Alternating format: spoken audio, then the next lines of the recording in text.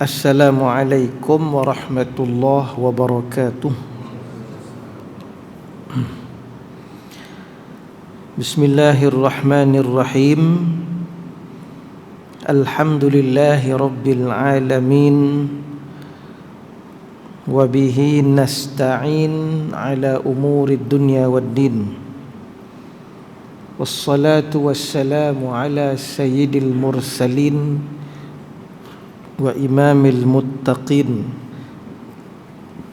Sayyidina Muhammad al-Karimil Amin wa ala alihi wa sahbihi ajma'in. Subhanaka la ilma lana, Maha suci Engkau ya Allah, kami tidak ada ilmu, illa ma 'allamtana, kecuali apa yang Kau ajarkan kepada kami. Innaka antal alimul hakim, sesungguhnya Engkau maha luas pengetahuan lagi maha bijaksana. Allahumma amin. Amma ba'd.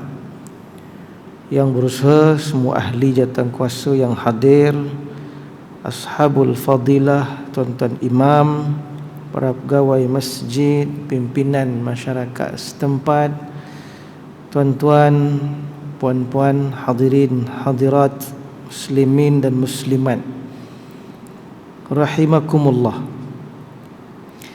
Pertamanya kita merafak sembah syukur kehadirat Allah Subhanahu wa taala yang sentiasa memberikan peluang kepada kita untuk terus mengabdi diri kepadanya, berbakti kepada agamanya, yang sentiasa memberikan keafiatan kepada kita sehingga kita berkemampuan melakukan segala tanggungjawab yang diamanah dan dipikulkan ke atas pundak belakang kita sebagai hamba yang diuji dengan tanggungjawab.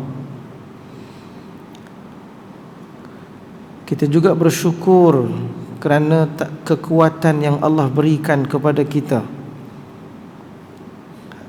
sehingga kita dapat melaksanakan semua tanggungjawab tersebut. Kita minta ampun kepada Allah Subhanahu wa taala atas kecuaian, ketaksiran dalam menggalas tanggungjawab dan amanah tersebut. Antara amanah yang terbesar dalam kehidupan kita adalah diri kita. Diri kita ni amanah terbesar Allah Ta'ala bebankan ke atas kita, dan ianya tidak dipantau oleh sesiapa. Tidak ada lembaga penaziran yang memantaunya. Tidak ada siapa-siapa yang nak tolong cek, tolong semak diri kita ni kepada kebaikankah kita bawa atau kepada keburukankah kita bawa. Kita nak mari masjid ni sembahyang, majlis ilmu dan sebagainya, tak ada siapa pun suruh dan tak ada siapa pun yang akan semak adakah kita ni hadir atau tidak.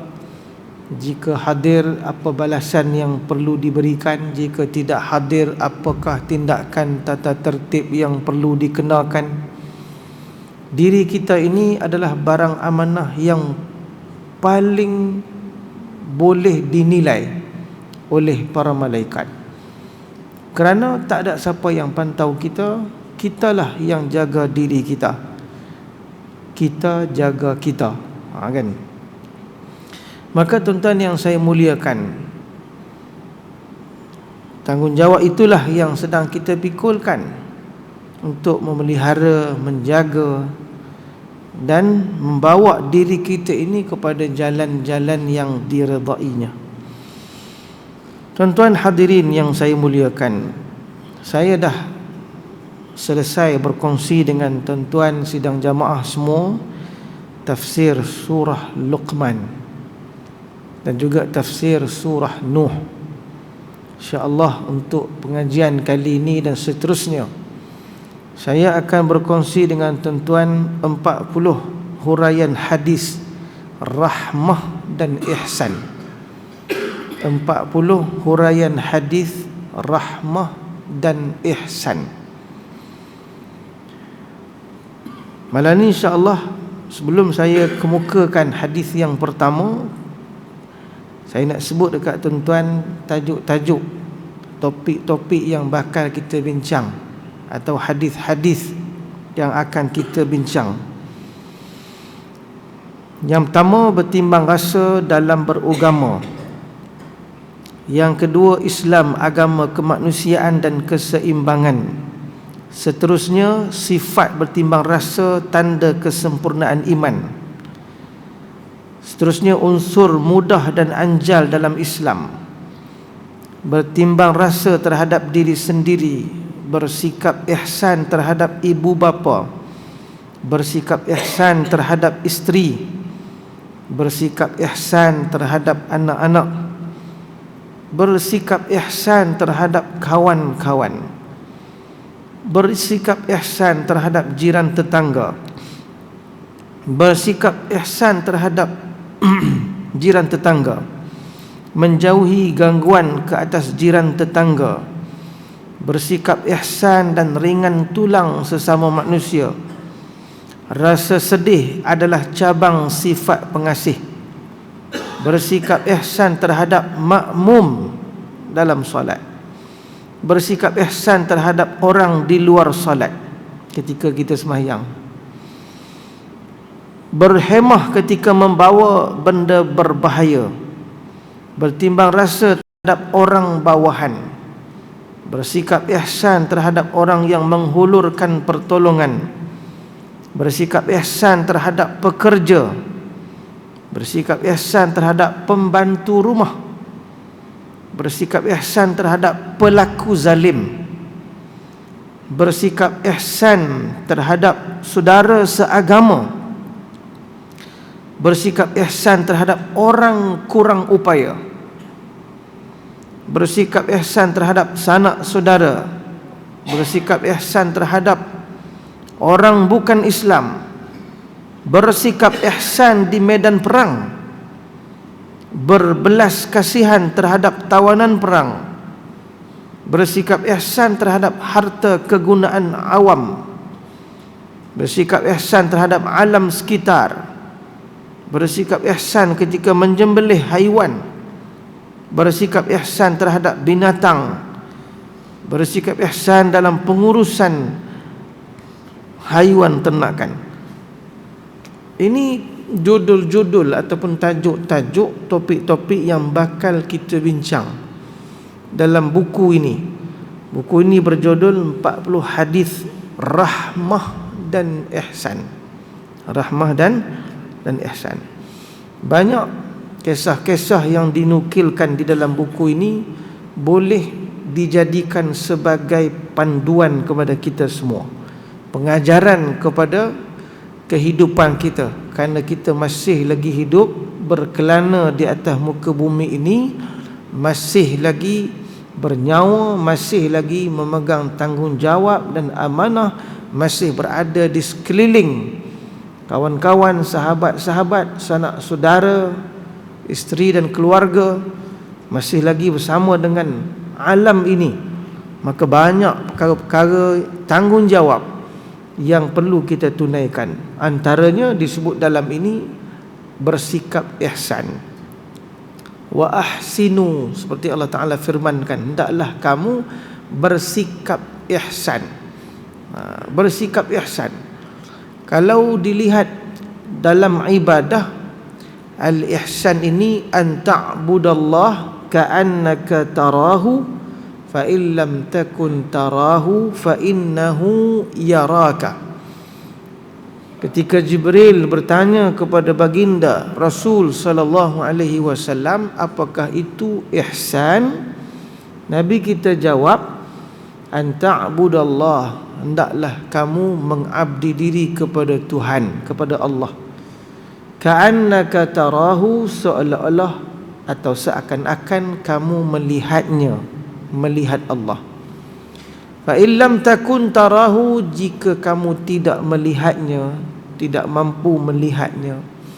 Fa innahu yaraka, sesungguhnya dia, yakni Allah, melihat kamu.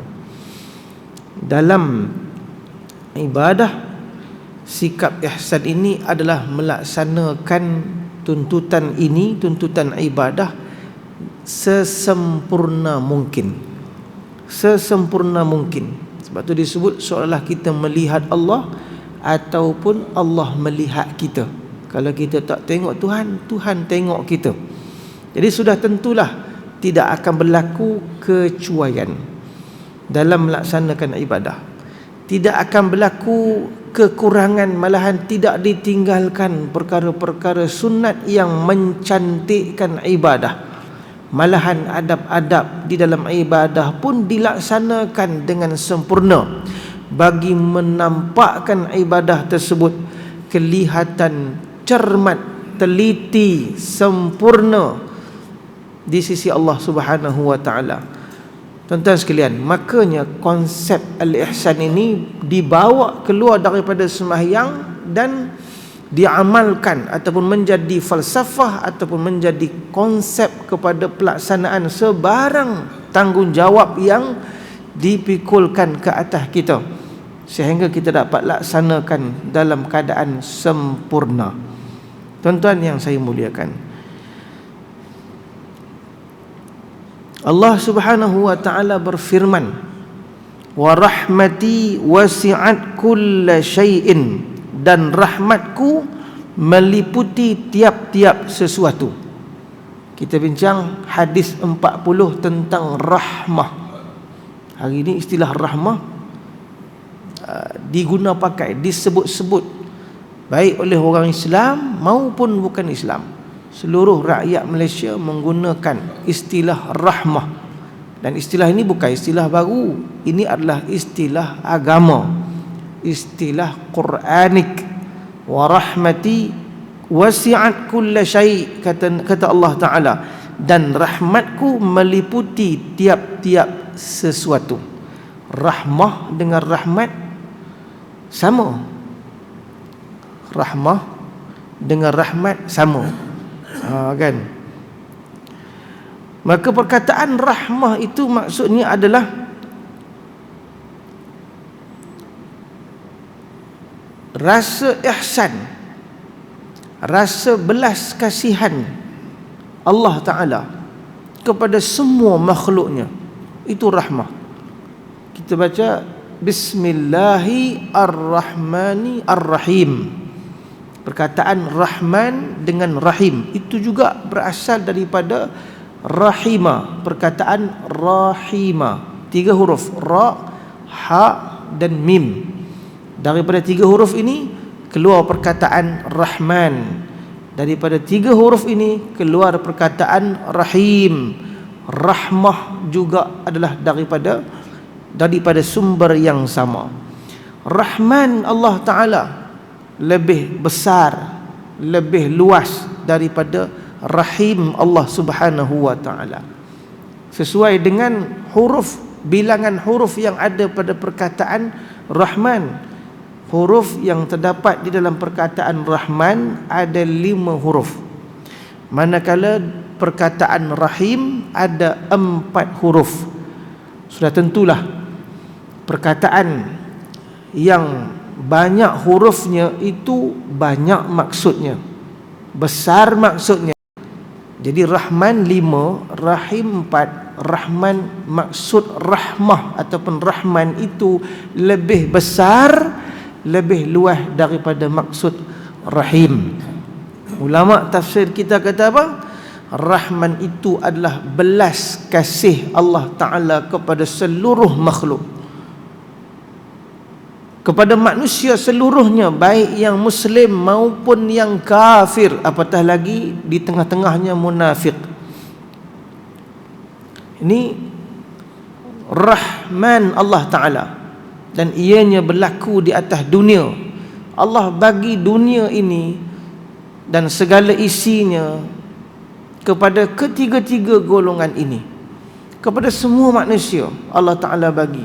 Apatah lagi orang kafir, Allah berikan dunia kepada dia, Allah berikan keselamatan, keamanan, kebahagiaan, kesenangan, kemewahan, kebendaan kepada orang-orang kafir atas muka dunia ni. Kalau Tuhan tak kesian, sikit pun Tuhan tak bagi kepada orang kafir. Kalau Tuhan tak kesian mereka atas muka dunia ni, maka makna rahman Allah itu lebih besar cakupannya daripada makna rahim. Adapun makna rahim yang juga bermaksud belas kasihan Allah hanya tertentu dikhususkan kepada orang-orang beriman di akhirat nanti.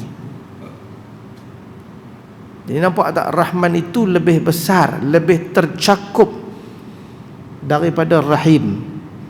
Rahman mencakupi semua makhluk, rahim hanya kepada orang-orang yang beriman di akhirat pula tu. Di akhirat pula tu. Tuan-tuan yang saya kasih sekalian, kemudian kalau dilihat kepada Rasulullah sallallahu alaihi wasallam yang Allah Taala turunkan atas muka dunia ini juga sebagai simbol rahmah, sebagai penyampai rahmat Allah Subhanahu wa taala. Ayat yang terlalu masyhur diperdengarkan kepada kita dan kita membacanya. Allah berfirman di dalam surah Al-Anbiya, "Wa ma arsalnaka illa rahmatan lil alamin." Rahmatan lil alamin sampai jadi tajuk lagu. Ada orang buat lagu rahmatan lil alamin tu, kan? Bagi menunjukkan Islam, Muhammad sallallahu alaihi wasallam, Al-Quran itu sendiri adalah rahmah buat sekalian manusia, rahmah malahan buat sekalian alam. Keterutusan Nabi kita Muhammad sallallahu alaihi wasallam adalah simbol rahmat, atau beliau baginda sallallahu alaihi wasallam sendiri sebagai rahmat kepada alam, penyampai rahmat Allah kepada alam ini. Maka dalam Islam, pembawaan kita ada falsafah rahmah. Dalam ajaran Islam ini ada konsep rahmah. Sebab tu bacalah tentang agama kita daripada awal sampai habis. Semua bab, semua persoalan dan amalan hidup, kita akan dapati Allah Ta'ala meletakkan asas yang cukup penting dalam pembawaan ajaran agama ini, iaitu asas al-yusru, kemudahan. Yuridullahu bikumul yusra wala yuridu bikumul usra. Allah berkehendaki, Allah mengkehendaki kepada kamu al-yusra, kemudahan, dan mudah itu adalah rahmah Allah Ta'ala. Dan Allah Ta'ala tidak mengkehendaki kepada kita, ke atas kita, susah payah, kepayahan. Maka dalam agama kita ni tak ada benda yang payah. Payah tu maksudnya payah sampai tidak berkemampuan. Kalau kita nak cek susah dalam setiap perkara-perkara agama, semua ada susahnya. Nak makan pun susah, kan? Nak makan susah, kan? Ada susahnya. Nak sembahyang pun susah, nak mari masjid susah, kan? Bertembung pula dengan pasal malam lagi susah, kan? Nak apa lagi? Susah. Tapi susah tu boleh diatasi. Susah yang boleh diatasi ini tak termasuk dalam kesusahan yang mengangkat sehingga terangkat perkara agama dan dibawakan kemudahan. Susah yang dimaksudkan itu adalah susah yang tidak boleh diatasi. Sebab tu kan kalau tak boleh sembahyang dalam keadaan biasa berdiri, sembahyang dalam keadaan duduk. Dah tak boleh sembahyang dalam keadaan berdiri, itu baru susah. Susah yang tak boleh diatasi. Duduklah atas kursi, kan? Tak boleh sembahyang duduk atas kursi, sembahyang dalam keadaan baring, susah lah tu. Susah tak boleh diatasi, tak boleh bangun, sembahyanglah dalam keadaan berbaring, dan seterusnya. Ini maksud tidak ada kesusahan yang Allah kehendakkan ke atas kita. Dan ini adalah asasnya. Ini adalah tanda rahmat Allah, bukti rahmat Allah Subhanahu wa ta'ala kepada kita. Tapi kita sebut inna dina yusrun. Agama Islam ni, sesungguhnya agama Islam ni mudah. Walan yushaddad din illa alaihi ghalabahu, atau kama qala sallam. Yang jadi susah adalah kita yang menyusahkan diri kita. Yang kita rasa terbeban dengan agama ni sendiri yang menyebabkan agama tu beban. Agama Islam ni mudah. Kita aja duduk rombak sana, tokok sini, tambah sana, buat bid'ah sini, pi sana dan sebagainya, menyebabkan susah jadinya. Susah jadinya. Jadi asas dalam agama Islam ini adalah al-yusr. Asas dalam agama ini ialah raf'ul haraj, terangkatnya kepayahan. Tak ada dalam agama ni payah, kan? Raf'ul haraj, kan? Itu menjadi asas dan prinsip dalam pelaksanaan kepada agama ini. Tuan-tuan yang saya muliakan, saya mulakan dengan hadis yang pertama malam ni. Hadis yang pertama, bertimbang rasa dalam beragama. An Ibn Abbas radhiyallahu taala anhuma qala qila li Rasulillah sallallahu alaihi wasallam ayyul adyani ahabbu ila Allah, qala al-hanifiyyatu samhah. Tuan-tuan, nanti saya share PDF buku ini kepada tuan-tuan. Tuan-tuan boleh tengoklah. Saya tak ada kitab, saya tak ada hard kopinya, tak ada. Ada PDF saja. Boleh saya share nanti kemudian. Bolehlah kita follow, nak putus stik sendiri pun boleh, tak ada masalah apa. Nak tengok handphone pun boleh. Rawahu Ahmad, daripada Ibnu Abbas radhiyallahu taala anhuma. Kata Abdullah bin Abbas, Rasulullah sallallahu alaihi wasallam pernah ditanya, apakah ciri-ciri beragama yang paling Allah suka? Ayyul adyani ahabbu ilallah. Apakah ciri-ciri agama yang paling Allah suka? Nabi kita sallallahu alaihi wasallam menjawab, ciri-ciri agama yang benar. Ciri-ciri yang benar itu yang pertama. Dan yang kedua, meraihkan kemudahan. Meraihkan kemudahan. Jadi agama kita ni al-hanifiyah, benar, tidak salah, benar. Tidak ada perlanggaran antara satu dengan yang lain. Tidak ada kontradik dalam agama ni, tak ada. Yang kontra, yang jadi kontradik, yang jadi belagak itu kita sendiri. Sama ada kita tak faham ataupun ada di sana takwilan yang menghimpunkan kedua-dua perkara yang seakan-akan kelihatan kontra, bertentang antara satu dengan yang lain. Agama kita ini adalah benar. Al-haqaiqu la tata'arad. Kebenaran itu tak boleh bertembung, kan, antara satu dengan yang lain. Kemudian as-samhah. As-samhah ni toleran. As-samhah ni maksudnya meraihkan kemudahan. Dan ini sangat dicintai oleh Allah Subhanahu wa taala. Tuan-tuan sekalian, dalam huraian hadis ini menyebutkan yang pertama, agama Islam adalah agama yang sesuai dengan fitrah manusia dan relevan dengan pelbagai situasi. Ini asas yang perlu kita faham. Ia memiliki dua ciri istimewa seperti yang dijelaskan di dalam hadis, iaitu yang pertama al-hanifiyah, bersifat benar, lurus dan tidak cenderung kepada kebatilan. Dan yang kedua as-samhah, iaitu mempunyai ciri-ciri mudah, toleransi dan tiada unsur beban dan kesulitan. Ingat, tak ada unsur beban dan kesulitan dalam agama ini. Kalau kita berasa susah sangat dalam satu-satu pembawakan agama ataupun pelaksanaan agama, kita kena teliti pasal apa yang rasa susah sangat. Sama ada kita salah faham ataupun tak tahu cara nak mengamalkannya. Yang kedua yang boleh disedut daripada hadis yang ringkas ini, Islam agama yang benar dan berada di atas jalan yang lurus kerana ia digubal oleh Allah Subhanahu wa taala, Tuhan yang maha sempurna dan maha bijaksana. Agama kita ni Tuhan sendiri yang buat. Tuhan yang bersifat sempurna, yang bersifat sempurna, bersifat suci, itu dia sendiri buat agama, sudah tentulah agama yang dia buat, yang dia gubal sempurna.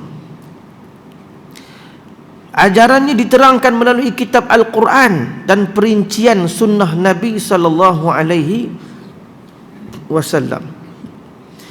Selain benar, ajaran Islam juga mudah diamalkan. Kewajipan-kewajipannya tidaklah banyak dan membebankan. Sembahyang pun 5 waktu je. Ia masih memberi ruang untuk manusia menjalankan aktiviti dan aktiviti lain secara seimbang. Sebab tu dalam agama ni tak disuruh sembahyang sepanjang hari, sepanjang 24 jam. Tak ada, kita tak disuruh sembahyang 24 jam. Sembahyang 5 waktu je. 5 waktu tu pun bukan selang 5 minit sembahyang lagi. Tak. Antara subuh dengan zuhur ada berapa jam, zuhur dengan asar ada berapa jam, asar dengan maghrib ada berapa jam, maghrib dengan isyak je agak dekat, agak rapat. Jauh sikit lagi antara isyak dengan subuh. Bukan kita disuruh sembahyang sampai 24 jam. Tak. Inilah keseimbangan. Kan? Inilah keseimbangan. Supaya apa? Supaya ada ruang untuk kita laksanakan aktiviti lain, tanggungjawab yang lain. Maka seimbanglah agama ni. Saya pernah cerita kepada tuan-tuan, mungkin satu orang di zaman Nabi SAW, Nabi jumpa dia sembahyang dalam masjid pada waktu siang. Orang waktu siang waktu kerja, sebab Tuhan jadikan waktu siang tu waktu kerja.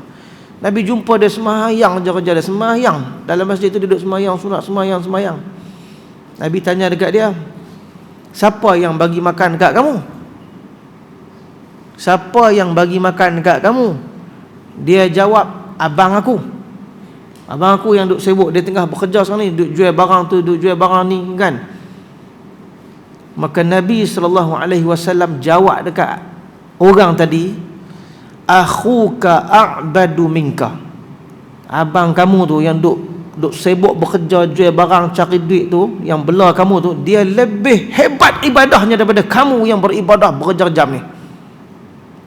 Di sinilah kita lihat tidak ada keseimbangan. Nanti kita akan baca lagi hadis-hadis dalam ni yang menceritakan tentang kemanusiaan dalam agama. Kemanusiaan dalam agama. Kemudian tuan-tuan sekalian, yang keempat, unsur as-samhah dalam agama Islam boleh mengelakkan manusia dari merasa letih, bosan dan tawar hati ketika mengamalkan ajarannya. Agama Islam ni, duduk dalam agama ni, faham betul-betul apa tuntutan wajib, sunat dan sebagainya, insya-Allah tidak menjemukan dan tidak membosankan. Kita sampai sekarang tak pernah rasa bosan sembahyang. Sembahyang je, tak usah cerita lain, sembahyang je. Padahal sembahyang ni hari-hari, tetapi pelaksanaannya sangat anjal. 5 waktu berapa rakaat, tak sampai belas-belas pun, tak sampai 10, paling tinggi 4 rakaat je. Tapi manusia, orang Islam yang duduk dalam agama Islam ni boleh laksanakan solat tanpa jemu. Malahan rasa lebih asyik lagi. Mula-mula lu rasa kerah nak sembahyang, mula-mula lu rasa susah, mula-mula tu rasa macam kekok, lama-lama jadi sedap, jadi seronok, lama-lama tenggelam dalam kelazatan beribadat.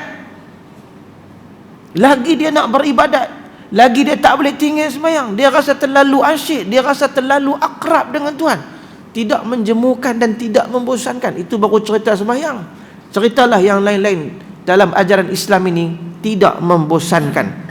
Dan itu yang Allah Ta'ala raikan, agama yang tidak membosankan.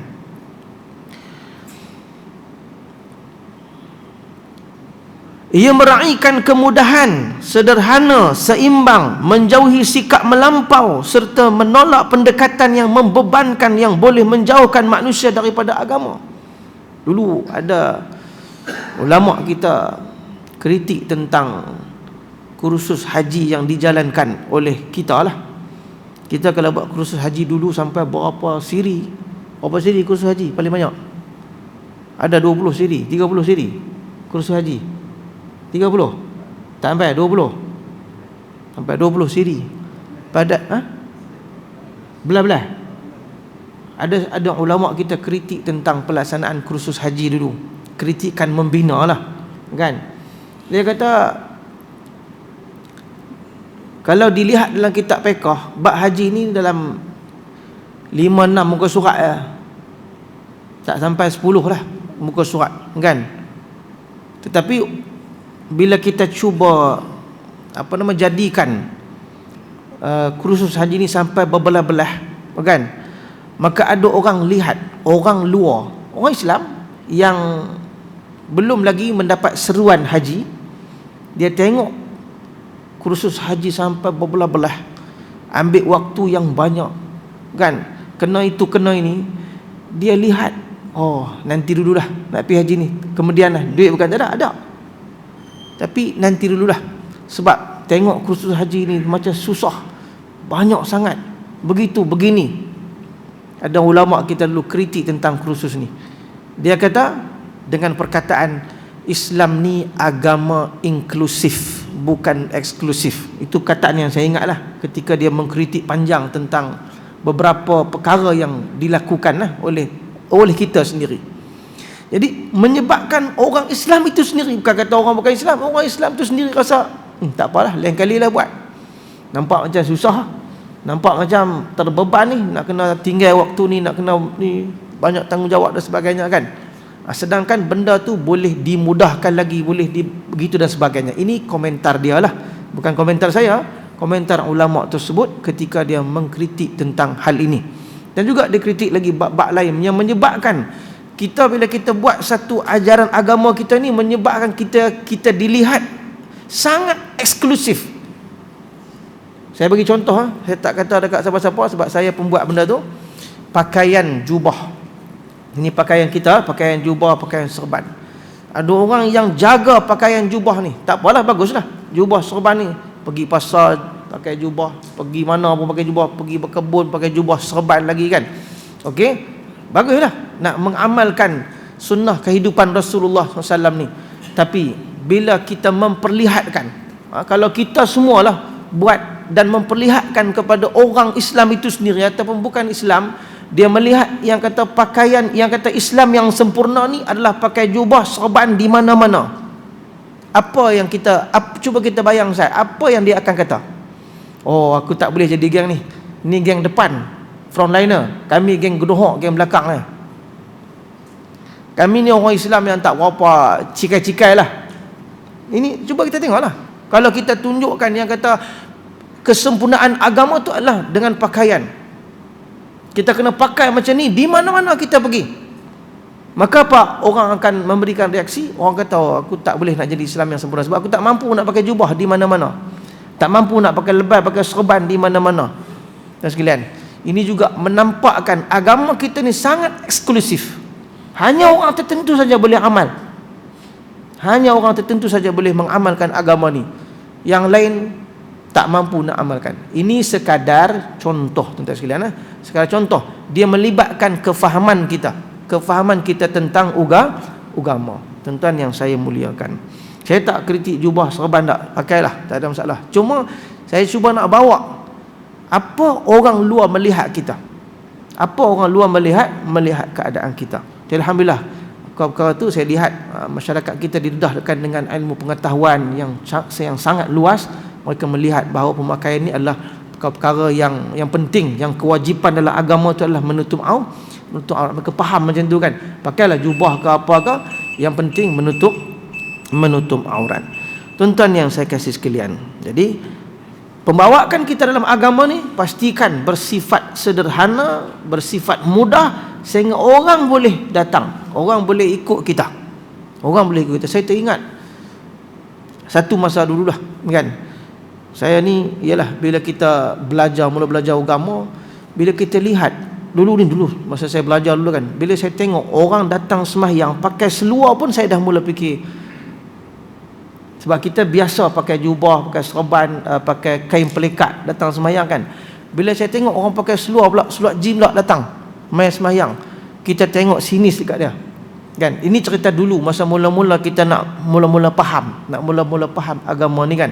Jadi kita lihat sini begitu. Sedangkan tidak menjadi masalah. Dia nak main sembahyang pakai apa pun tak apa. Yang penting menutup aurat, tidak menampakkan bentuk tubuh. Tapi itulah pada masa-masa awal-awal belajar dahulu. Tuan-tuan yang saya muliakan, Kemudian sikit lagi, secara tersirat hadis ini memberi isyarat perkara yang benar tetap akan dijauhi manusia andai ia diterapkan secara melampau dan mencetuskan kesulitan. Ini satu pedoman yang cukup baik. Apa dia sebut? Dia kata apa? Perkara yang benar ni akan dijauhi oleh manusia. Manusia akan jauh daripada perkara ni andai kata perkara benar ini diterapkan secara melampau, secara ekstrim dan mencetuskan kesulitan. Jadi pembawaan kita, taktikal kita dalam membawa agama ni juga satu perkara yang perlu kita perhalusi supaya ianya dilihat betul-betul mudah, betul-betul senang, betul-betul sederhana. Justru itu Nabi SAW menampilkan unsur kemudahan dan toleransi, iaitu as-samhah yang disebut dalam hadis tadi, dalam beragama, agar ajaran Islam mudah diamalkan di pelbagai situasi dan diterima oleh pelbagai latar belakang manusia, bersifat inklusif. Dan yang terakhir, daripada hadis ini kita boleh faham prinsip toleransi dan kemudahan dalam beramal adalah objektif utama, maqasid disebut, maqasid yang penting dan utama yang telah ditetapkan oleh Allah Subhanahu wa taala dalam beragama, seperti mana ayat yang saya bacakan tadi, yuridullahu bikumul yusra wala yuridu bikumul usr. Allah mengkehendaki kemudahan untuk kalian dan dia tidak mahu kesukaran untuk kalian. Inilah beberapa pedoman yang boleh kita belajar daripada hadis yang sangat ringkas, iaitu apakah ciri beragama yang paling disukai oleh Allah. Nabi kita jawab, iaitu ciri yang benar yang pertama. Yang kedua adalah ciri as-samhah, toleransi, meraihkan kemudahan dan bersifat sederhana dan tidak melarikan orang lain daripada agama Islam ini. Tuan-tuan sekalian, cukup dekat dulu. InsyaAllah akan datang kita akan sambung lagi hadis yang kedua, juga dalam isu bertimbang rasa dalam beragama. Semoga Allah Ta'ala memberikan peluang yang lain kepada kita untuk kita menelaah lagi tentang agama ini. Yang baik datang dari Allah, salah silap daripada kelemahan saya. Aqulu qawli haza wa astaghfirullahal azim li walakum wa lisairil muslimin innahu huwal ghafurur rahim. Allahumma ati anfusana taqwaha wa zakkiha anta khairu man zakkaha anta waliyuha wa maulaha. Allahumma ij'alna minal ladzina yastami'una al-qawla fayattabi'una ahsanah. Rabbana atina fid dunya hasanah wa fil akhirati hasanatan wa qina adzaban nar. Wa sallallahu ala sayyidina Muhammad wa ala alihi wa sahbihi wa baraka wa sallam. Walhamdulillahi rabbil alamin. Wassalamualaikum warahmatullahi wabarakatuh.